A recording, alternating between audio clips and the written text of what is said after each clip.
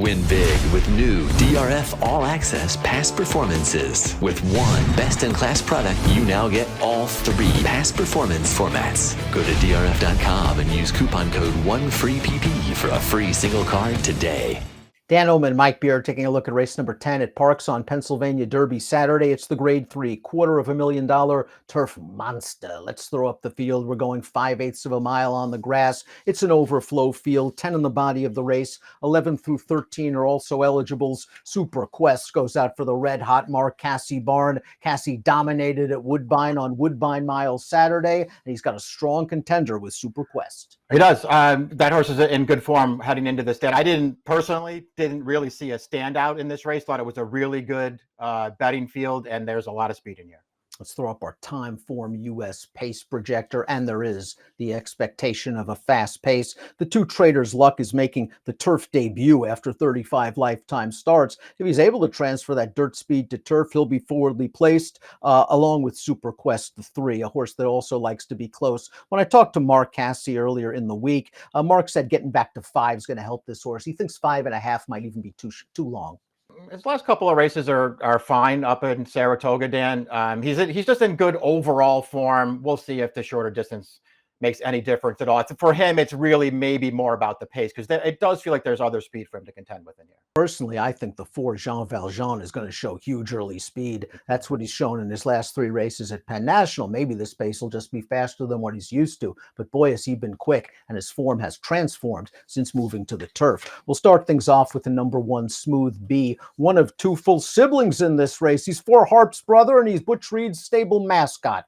Smooth B is 0 for 16 lifetime on the turf, but this horse just always seems to show up, whether it's dirt or turf. He's banked almost $900,000 in his career, and he even scored a stakes race in an off-the-turf heat last time out. Yeah, has never managed to win a race on turf, but just going through his running lines, he's definitely at least as good on turf as he is on dirt, and he was second in this race last year, Dan.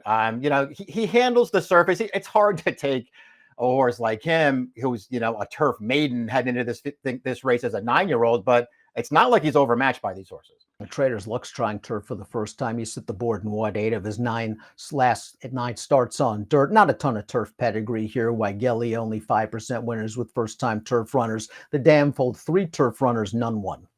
Yeah, he's just a little cheap. He's not really bred to be better on the turf, and I don't think you can really necessarily count on him bringing his dirt speed over to the turf course. But if he does, he'll be involved early, and he can factor in the outcome that way.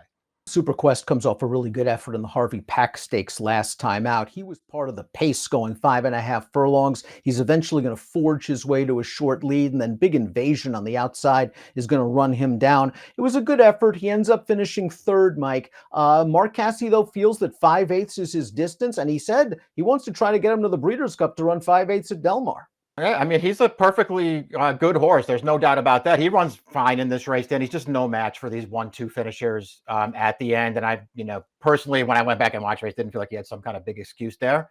He was fine 2 starts back, going 5-0 at Saratoga as well, where he just held on and was saved by the wire against a good allowance field. I mean, I don't have any knocks on him, but I'm not taking him as the favorite in this race. Jean Valjean, the number 4, has just turned into a new horse and switching to turf. He is 3 for 3, all blowout victories, all close to the pace. Here's the most recent start over very yielding ground at Penn National in a restricted event, and Jean Valjean was clear after the first few strides and just keeps on popping. Yeah, this is soft turf. So, I mean, if you look at the fractions, you kind of feel like maybe he got away with an easy lead in here, not having to go fast. But I think he went pretty fast in this race, Dan, and he's a little tired at the end, but this race is never in doubt. All 3 of his turf races, as far as I can tell, they're really good. I wonder how he deals with a much faster pace, because it feels like he's going to have some company early. Talented Man, the number 5, is a perfect 2 for 2 over the sometimes quirky Parx turf course. Let's go back to this horse's most recent turf run. That was at Pimlico back in May in a second-level allowance race. Talented Man showed some good positional speed like he always does. And talking to Mike Moore over the years about Talented Man, this horse likes a fight, and he's in a fight in the stretch, and he's going to get it done. Yeah, very, very, very game to win this race. Listen, they don't run this horse on turf very often, but he shows up every single time they do. And he'll be forward in here, Dan, but he's not a horse who needs the lead to be effective either. He could get a really good trip in this race.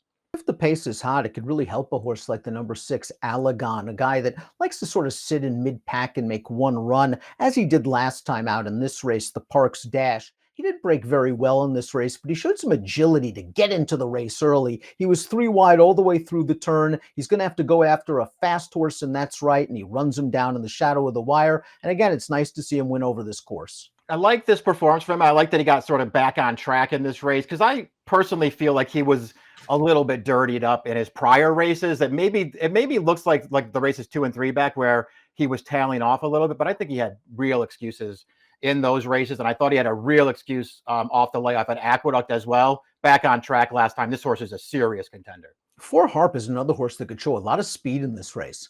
That's his game, and we saw it 2 starts back at Saratoga in this race when he was entered for the 62.5 optional claiming race. Mike, he's the only part of the pace that's still hanging around at the end. They went very, very fast, 44 to the half, and the fact that he's still punching along to finish third, beating a length, it's a good sign. Yeah, horse. I mean, listen, I guess you have to worry that nothing will be different in this race. Daniel will have to go fast again, and that's the real worry that I have. But you forget about his last race when he got rained off. He went really fast in that race we're watching and couldn't quite hold on. He went really fast on July 6th at Aqueduct, going 6 furlongs and paid the price and got run down in that race too. This horse is in better form than it looks on paper. The number 8 is Senbe, going out for Christophe Clement, who's had so much success over the years with turf sprinters. And Senbe, like Alagon, is a horse that likes to settle in mid-pack and make a good run without being outrun early. It's not like he's a deep closer. Let's watch the most recent start, the Select at Monmouth, where Senbe's traveling in behind horses, and he's going to catch a little bit of traffic trouble in upper stretch. He'll eventually work his way on through. He just gets beat ahead, and these are some good horses in this race. Nothing better. The runner-up came back to place in the De Haas at Colonial with a 90 buyer. This horse should give a strong late kick. Yeah, he should. I mean, he's just, ever since they sort of transferred him over to be a turf horse, Dan, I think his form has actually really picked up. His most recent performance is fine. I really like the win. I know that he had a really fast pace in front of him 2 starts back when he beat 4 Harp, but I like the way that he settled, came with a big run in there, and I like the way he finished that race off. Center Mid Matty has only raced once previously on turf. That was over 2 years ago in a stakes race at Monmouth where he was 48 to 1. He's been competing in nickel starters recently, so he's 50 to 1 for a reason. Yeah, I don't see how you could really make a coherent case for this horse in this race. BoS Rockin's a nice, honest, hard trier that has run very, very well at Parx in the past. He actually ran second in the Turf Monster in 2022. His most recent start was against Alagon in that Parx Dash. I thought all in all the trip was there for him, Mike. He just didn't really fire his best shot. But Paco Lopez, I think, is going to get aggressive with him, and I think he's going to try to at least get him close to the pace while outside and in the clear. Yeah, I agree with you. And that's kind of the reason I don't like him that much in here, Dan, because I do think he's a horse who wants to be part of the pace, if not outright on the lead.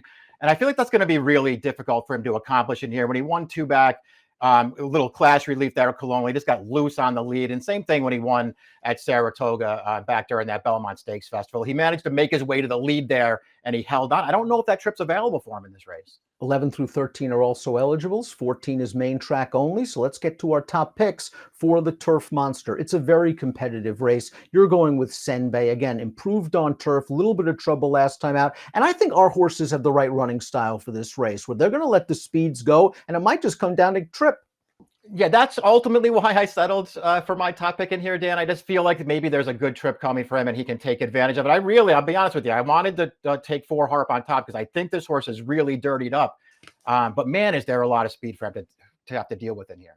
Curious to see how Super Quest does as well. He does have a lot of speed. He has some quality. I'm hoping that maybe the old-timer Alagon off the win in the local prep last time out can help him get over the top. 6348 for me, 8763 for Mike. It's the Turf Monster on Pennsylvania Derby Saturday at Parx. Best of luck.